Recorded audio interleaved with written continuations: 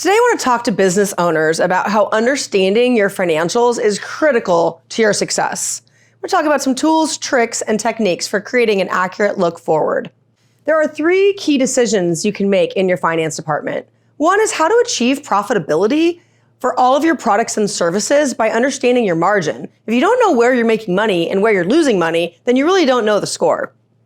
The second thing is, what are the most important and relevant key performance indicators that you need to know in order to understand what's driving your business forward? Number 3, identify trends in your financials and determine the decisions that you need to make. So when you're looking at your financials, are the numbers going up or are they going down? Now, if it's in terms of your expenses, maybe you want them going down. If it's your rent expense, it's probably going to stay the same. But in order to understand your financials, you need to look at the trends and know which direction your numbers are moving. Now, when I'm talking to business owners, I first want to look at their balance sheet. Now, many business owners want me to show us their P&L. Well, we don't want to look at your profit and loss statement until we look at your balance sheet.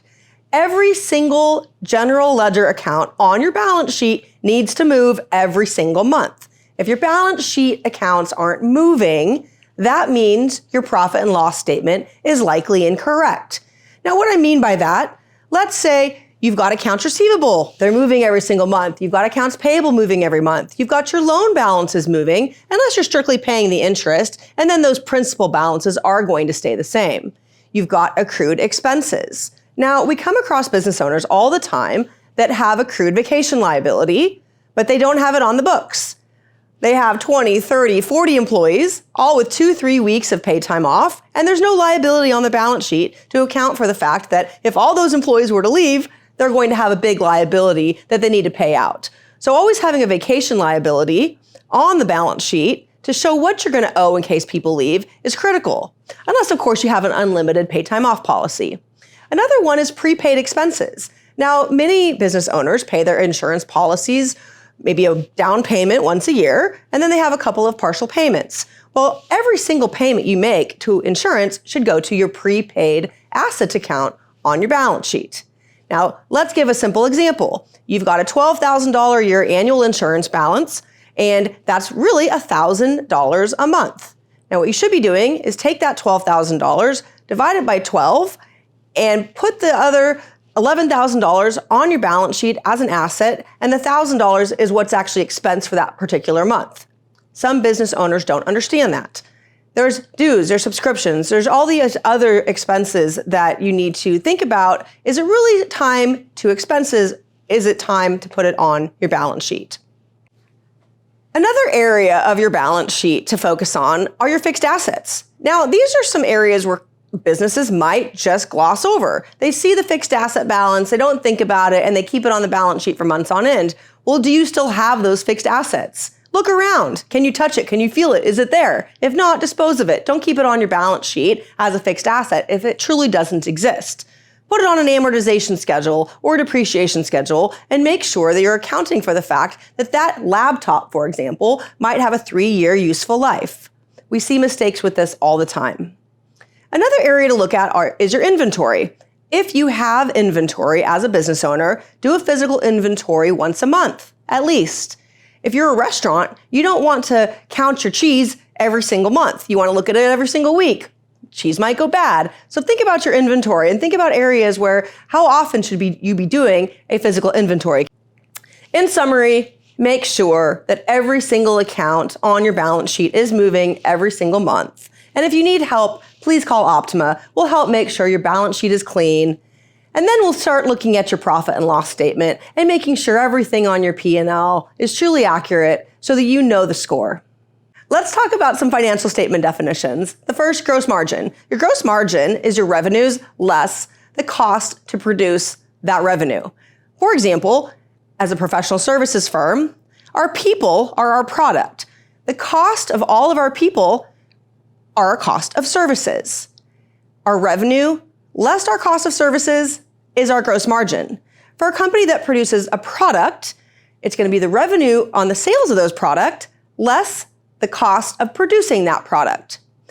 Sometimes I'll get the argument that merchant services should actually be in general and administrative. But if you didn't have the cost for the merchant service, you wouldn't have the product sale, which means it's part of your cost of sales. Makes sense, right? Another definition is your operating margin. Now, your operating margin is your revenue less your cost of services, which is your gross margin. Next, less all of your operating expenses.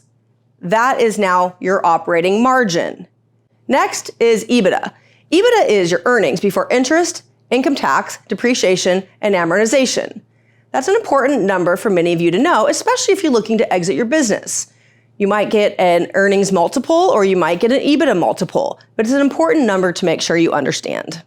There are two primary types of financial reports. The first are your managerial financial reports.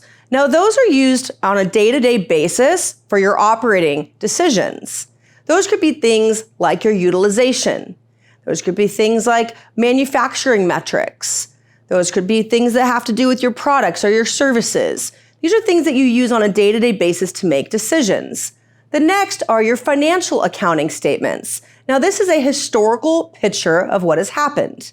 It is the foundation for all other financial reports, and they should really be produced from an accounting software, not Microsoft Excel, people, an accounting software. And now your financial report should be reviewed every single month. And usually if you get into a cadence and review them at the same time every single month, then that is the best thing you can do for your company.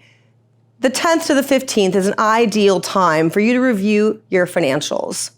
Let's quickly talk about some examples of some managerial reports.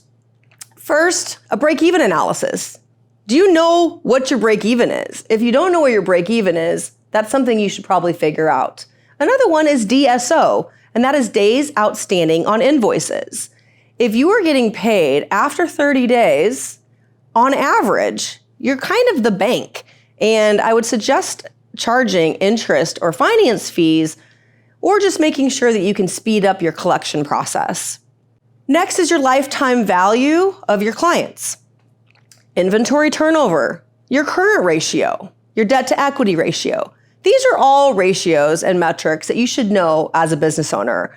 Now for best practices. As a business owner, make sure you have an accredited bookkeeper or firm handling your financials, unless, of course, you are large enough to have full-time people at every single level. Now, what I would not recommend is having your bookkeeper try to be your controller, your CFO, or your CFO or your controller trying to do your bookkeeping, because it's not something that they really enjoy. It's always nice to have at least two people in an accounting department, a low-level person and a higher-level person. You want the person that's doing the operational accounting day-to-day, bank reconciliations, credit card reconciliations, accounts payable, accounts receivable, and then you want the higher-level person who's handling your month-end close. They're making sure the books tick and tie. They're giving you financial statements, managerial reports, making sure your balance sheet moves every single month, and giving you that financial data to help you make better decisions. Next, a really important thing that I want every single business owner to do is make sure you have a cash flow forecast. How much money do you have right now, and how much are you going to have 13 weeks from now, which is a quarter? You can put your cash flow forecast out for an entire year, but just make sure you know how much do I have right now and how much am I going to have in the future. The last thing you ever want to do as a business owner is run out of money. Employees don't like it when you miss payroll. So make sure you have a cash flow forecast and look at it as often as you can. Even if you have $1 million in the bank, you might want to look at it to say, well, what am I going to have? Am I still going to have that $1 million a quarter from now? And if you are, well, invest it. Put it in a 3, 4, 5% money market or CD, or you can earn a lot on your money right now. So I would highly suggest if you have extra capital to invest it. At least know how much you have in the bank and how much you're going to need for operating expenses. One thing that I talk to business owners about all the time is don't commingle. Us accountants, it drives us crazy. Make sure you have a savings account and make sure you have a checking account in your business, but don't use either of those things for your personal checking or savings. Do distributions or shareholder loans, but don't put all of your personal expenses in your business. Now, the IRS doesn't like it, and you could get audited, but as accountants, it makes our lives pretty difficult because then we have to verify that every single expense is legitimate or not. Lastly, another best practice is plan for the unexpected. You may never know what's going to happen in the future, but it's nice to have A rainy day fund, and B, just a backup plan. Nobody expected COVID to happen. And so the best thing you can do is plan for the unexpected and make sure that you're thinking about the would, the could, the shoulds in your business. And if you don't, please call Optima. We would love to help you analyze your financials, slice and dice your data to make sure that you really know what's going on in your organization from a financial standpoint.